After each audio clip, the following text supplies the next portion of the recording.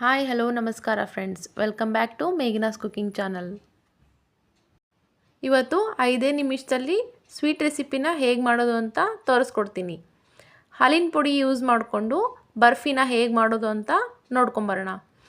ಈ ಬರ್ಫಿ ಇನ್ಸ್ಟೆಂಟಾಗಿ ತುಂಬ ಈಸಿಯಾಗಿ ಕಡಿಮೆ ಇಂಗ್ರೀಡಿಯೆಂಟ್ಸ್ ಯೂಸ್ ಮಾಡಿಕೊಂಡು ಈ ಬರ್ಫಿನ ಕೇವಲ 5 ನಿಮಿಷದಲ್ಲಿ ರೆಡಿ ಮಾಡ್ಬೋದು. ಯಾರೆಲ್ಲ ನಮ್ಮ ಚಾನಲ್ನ ಮೊದಲೇ ಬಾರಿ ನೋಡ್ತಾ ಇದ್ದೀರೋ ಅವರು ಸಬ್ಸ್ಕ್ರೈಬ್ ಮಾಡಿ, ಹಾಗೆ ಪಕ್ಕದಲ್ಲಿರೋ ಬೆಲ್ ಐಕಾನ್ನ ಪ್ರೆಸ್ ಮಾಡಿ. ವಿಡಿಯೋನ ಎಲ್ಲೂ ಸ್ಕಿಪ್ ಮಾಡದೆ ಪೂರ್ತಿಯಾಗಿ ನೋಡಿ. ಈಗ ಬರ್ಫಿ ಮಾಡೋಕ್ಕೆ ಒಂದು ಪ್ಯಾನ್ನ ತೊಗೊಂಡು ಸ್ಟವ್ ಆನ್ ಮಾಡಿ ಪ್ಯಾನ್ನ ಬಿಸಿಗಿಡಬೇಕು. ನಂತರ 1 ಟೇಬಲ್ ಸ್ಪೂನಷ್ಟು ತುಪ್ಪನ ಹಾಕ್ಕೊಂಡು ಕರಗಿಸ್ಲಿಕ್ಕೆ ಬಿಡಬೇಕು. ಇದಕ್ಕೆ 1 ಬೌಲಷ್ಟು ಹಾಲನ್ನ ಹಾಕ್ಕೊಳ್ಳೋಣ. ಈ ಹಾಲು ಹಾಕಿದ ನಂತರ ಚೆನ್ನಾಗಿ ಕೈ ಆಡಿಸ್ಬೇಕು. ಇದು ಒಂದು ಸಾರಿ ಕುದಿ ಬರಬೇಕು. ಹಾಲು ಕುದಿ ಬಂದ ಮೇಲೆ ಹಾಲಿನ ಪುಡಿ ಹಾಕೋದ್ರಿಂದ ಬೇಗನೆ ಅಬ್ಸರ್ವ್ ಆಗುತ್ತೆ. ಹೀಗೆ ಫುಲ್ ಕುದಿ ಬರಬೇಕು. ಈ ಥರ ಒಂದು ಸಾರಿ ಫುಲ್ ಕುದಿ ಬಂದ ಮೇಲೆ ಇದಕ್ಕೆ 1.5 ಬೌಲಷ್ಟು ಮಿಲ್ಕ್ ಪೌಡ್ರನ್ನ ಸೇರಿಸ್ಕೋಬೇಕು. ಮೊದಲಿಗೆ 1 ಬೌಲಷ್ಟು ಪೌಡರ್ನ ಹಾಕ್ಕೊಂಡು ಚೆನ್ನಾಗಿ ಕಲಿಸ್ಕೋಬೇಕು. ಎಲ್ಲಿ ಗಂಟು ರೀತಿ ಇರಬಾರ್ದು, ಆ ರೀತಿ ಚೆನ್ನಾಗಿ ಕೈ ಆಡಿಸ್ಕೋಬೇಕು. ಈ ರೀತಿ ಬಿಡದೇ ಕೈ ಆಡಿಸ್ತಾ ಇರಬೇಕು. ಹೀಗೆ ಕೈ ಆಡಿಸ್ತಾ ಇದ್ದರೆ ಗಂಟು ಬರೋದಿಲ್ಲ. ಇದಾದ ನಂತರ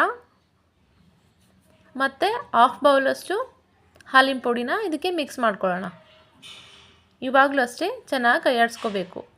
ಕೈ ಆಡಿಸ್ಕೊಂಡ ನಂತರ ಕೈ ಆಡಿಸ್ತಾ ಸ್ವಲ್ಪ ಹೊತ್ತಾದಮೇಲೆ ಈ ರೀತಿ ಗಟ್ಟಿಯಾಗಕ್ಕೆ ಸ್ಟಾರ್ಟ್ ಆಗುತ್ತೆ. ಈ ರೀತಿ ಫುಲ್ ಗಟ್ಟಿಯಾದ ನಂತರ ಇದಕ್ಕೆ 3/4 ಬೌಲಷ್ಟು ಸಕ್ಕರೆನ ಹಾಕ್ಕೋಬೇಕು. ಸ್ವಲ್ಪ ಜಾಸ್ತಿ ಸ್ವೀಟ್ ಬೇಕು ಅನ್ಸೋರು 1.5 ಬೌಲಷ್ಟು ಹಾಕೊಂಡ್ರೆ ಸರಿ ಹೋಗುತ್ತೆ. ಹಾಲಿನ ಪುಡಿನೂ ಸ್ವೀಟ್ ಇರೋದ್ರಿಂದ ಸ್ವೀಟ್ ಜಾಸ್ತಿ ಹಿಡಿಯಲ್ಲ, ಹಾಗಾಗಿ ನಾನು 3/4 ಬೌಲಷ್ಟು ಸಕ್ಕರೆನ ತೊಗೊಂಡಿದ್ದೀನಿ. ಸಕ್ಕರೆ ಹಾಕಿದ ನಂತರ ಕಂಟಿನ್ಯೂಯಸ್ ಆಗಿ ಈ ರೀತಿ ಕೈ ಆಡಿಸ್ತಾ ಇದ್ದರೆ ಗಟ್ಟಿಯಾಗಿ ಬರುತ್ತೆ. ಈ ರೀತಿ ಬಂದರೆ ಬರ್ಫಿ ಟೆಕ್ಸ್ಚರ್ ಪರ್ಫೆಕ್ಟ್ ಆಗಿದೆ ಅಂತ ಅಂದ್ಕೋಬೇಕು. ನಂತರ ಒಂದು ಪ್ಲೇಟ್ನ ತಗೊಂಡು ಅದಕ್ಕೆ ಸ್ವಲ್ಪ ತುಪ್ಪನ ಹಾಕ್ಕೋಬೇಕು.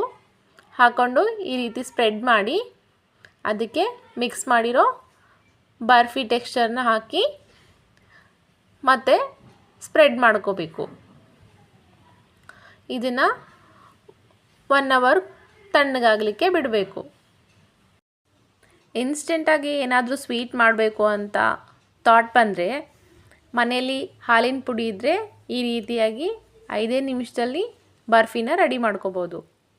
ಇದು ನೋಡೋಕ್ಕೆ ಎಷ್ಟು ಚೆನ್ನಾಗಿದೆಯೋ ತಿನ್ನೋಕ್ಕೆ ಸಖತ್ ಟೇಸ್ಟಿಯಾಗಿರುತ್ತೆ. ಇದ್ರ ಮೇಲೆ ಡ್ರೈ ಫ್ರೂಟ್ಸ್ ಪೀಸಸ್ನ ಹಾಕಿ ಪ್ರೆಸ್ ಮಾಡಬೇಕು.